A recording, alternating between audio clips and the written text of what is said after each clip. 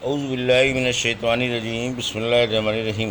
الحمد للہ رب العالمین والصلاة والسلام علی سید المرسلین و خاتم النبیین، اما بعد۔ صحیح بخاری، باب کتاب المغازی، حدیث نمبر 4102، اردو ترجمہ۔ مجھ سے عمرو بن علی فلاس نے بیان کیا، کہا ہم سے ابو عاصم ضحاک بن مخلد نے بیان کیا، کہا ہم کو حنظلہ بن ابی سفیان نے خبر دی، کہا ہم کو سعید بن مینا نے خبر دی، کہا میں نے جابر بن عبداللہ رضی اللہ عنہ سے سنا، انہوں نے بیان کیا کہ جب خندق کھودی جا رہی تھی تو میں نے معلوم کیا کہ نبی کریم صلی اللہ علیہ وسلم انتہائی بھوک میں مبتلا ہیں۔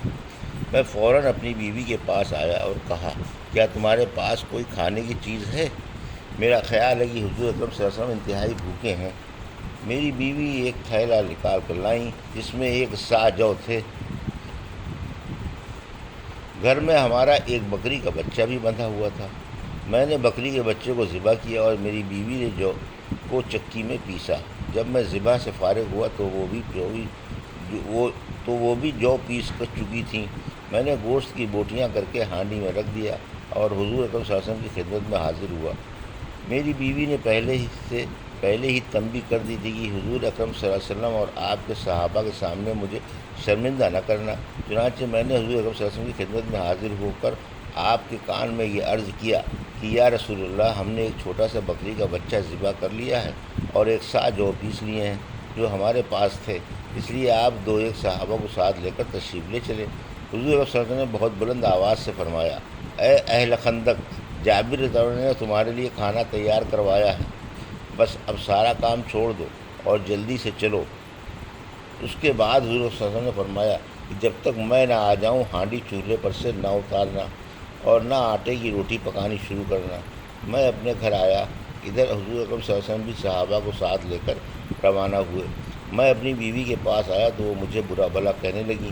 میں نے کہا کہ تم نے جو کچھ مجھ سے کہا تھا میں نے حضور صلی اللہ علیہ وسلم کے سامنے عرض کر دیا تھا۔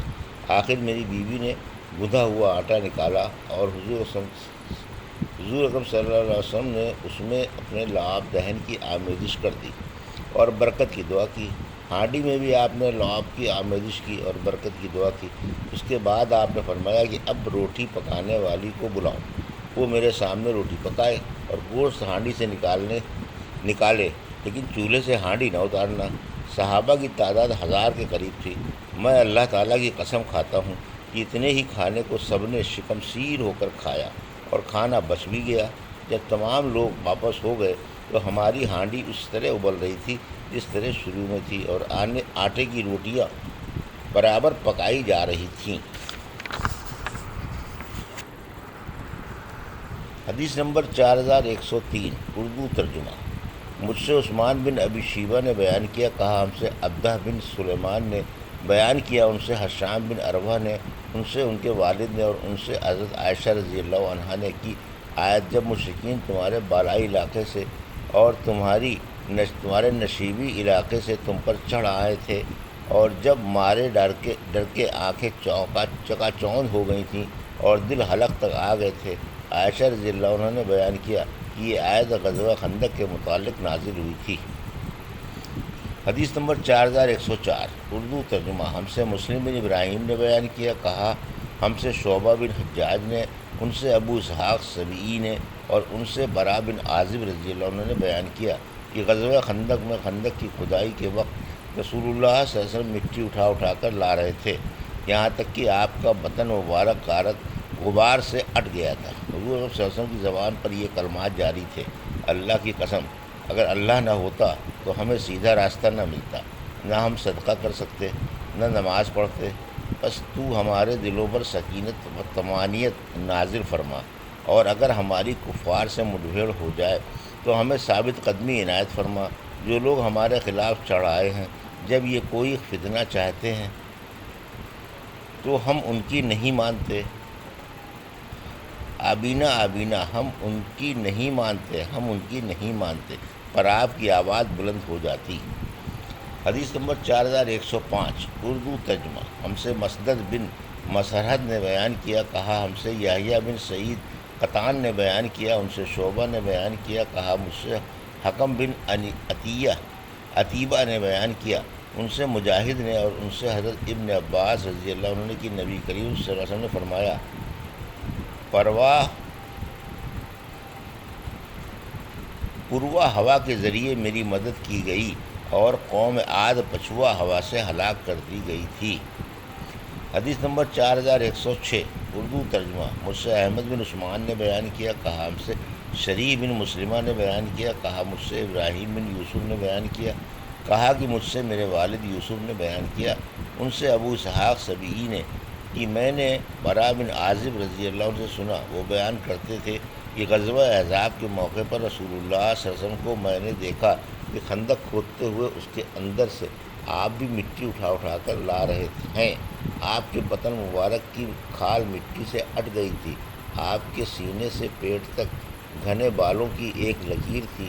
میں نے خود سنا کہ حضور صلی اللہ علیہ وسلم ابن رواحہ رضی اللہ عنہ کے رجزیہ اشعار مٹی اٹھاتے ہوئے پڑھ رہے تھے۔ اے اللہ، اگر تو نہ ہوتا تو ہمیں سیدھا راستہ نہ ملتا، نہ ہم صدقہ کرتے نہ نماز پڑھتے، بس ہم پر تو اپنی طرف سے سکینت نازل فرما، اور اگر ہمارا آمنا سامنا ہو جائے تو ہمیں ثابت قدمی عطا فرما۔ یہ لوگ ہمارے اوپر ظلم سے چڑھائے ہیں، جب یہ ہم سے کوئی فتنہ چاہتے ہیں تو ہم ان کی نہیں سنتے۔ راوی نے بیان کیا کہ حضور اکرم صلی اللہ علیہ وسلم آخری کلمات کو کھینچ کر پڑھتے تھے۔ حدیث نمبر 4107 اردو ترجمہ۔ مجھ سے عبدہ بن عبداللہ نے بیان کیا، کہا ہم سے عبد الصمد بن عبد الوارث نے بیان کیا، ان سے عبد الرحمن بن عبداللہ بن دینار نے، ان سے ان کے والد نے، اور ان سے عبداللہ بن عمر رضی اللہ عنہ نے بیان کیا کہ سب سے پہلا غزوہ جس میں میں نے شرکت کی وہ غزوہ خندق ہے۔ حدیث نمبر 4108 اردو ترجمہ۔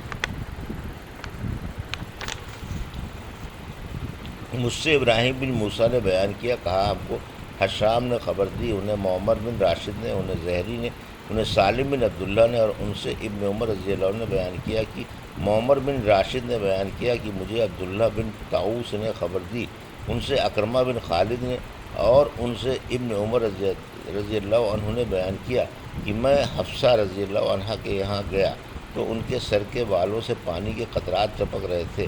میں نے ان سے کہا کہ تم دیکھتی ہو لوگوں نے کیا کیا، اور مجھے تو کچھ بھی حکومت نہیں ملی۔ حفصہ رضی اللہ عنہ نے کہا کہ مسلمانوں کے مجمع میں جاؤ، لوگ تمہارا انتظار کر رہے ہیں، کہیں ایسا نہ ہو کہ تمہارا موقع پر نہ پہنچنا مزید پھوٹ کا سبب بن جائے۔ آخر حفصہ رضی اللہ عنہ کے اصرار پر عبداللہ رضی اللہ عنہ گئے۔ پھر جب لوگ وہاں سے چلے گئے تو معاویہ رضی اللہ عنہ نے خطبہ دیا اور کہا کہ خلافت کے مسئلے پر جسے گفتگو کرنی ہو وہ ذرا اپنا سر تو اٹھائے۔ یقیناً ہم اس سے اشارہ ابن عمر کی طرف تھا، زیادہ خلافت کے حقدار ہیں، اور اس کے باپ سے بھی زیادہ۔ حبیب بن مسلمہ نے ابن عمر کی طرف سے اس پر کہا کہ آپ نے وہیں اس کا جواب کیوں نہیں دیا؟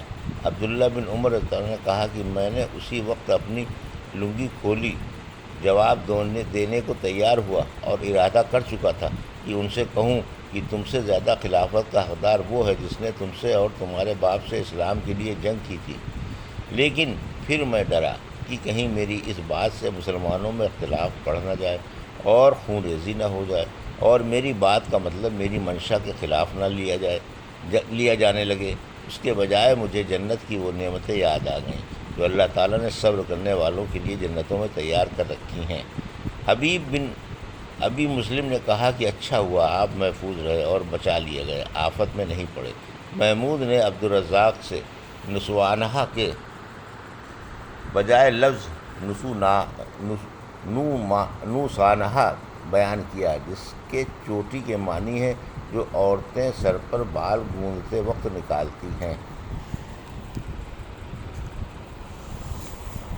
حدیث نمبر 4109 اردو ترجمہ۔ ہم سے ابو نعیم نے بیان کیا، کہا ہم سے سفیان نے بیان کیا، ان سے ابو اسحاق سبیعی نے ان سے سلیمان بن سرد رضی اللہ عنہ نے بیان کیا کہ نبی کریم صلی اللہ علیہ وسلم نے غزوہ احزاب کے موقع پر جب کفار کا لشکر ناکام واپس ہو گیا فرمایا کہ اب ہم ان سے لڑیں گے، آئندہ وہ ہم پر چڑھ کر کبھی نہ آ سکیں گے۔ یہ تھی صحیح بخاری باب کتاب المغازی کی حدیث نمبر 4102 سے 4109 کا اردو ترجمہ جو ابھی آپ نے سماعت فرمایا۔ اللہ سے دعا ہے کہ اللہ ہمیں حدیثوں کی صحیح سمجھ عطا فرما اور ان پر عمل کرنے کی توفیق عطا فرما۔ آمین یا رب العالمین۔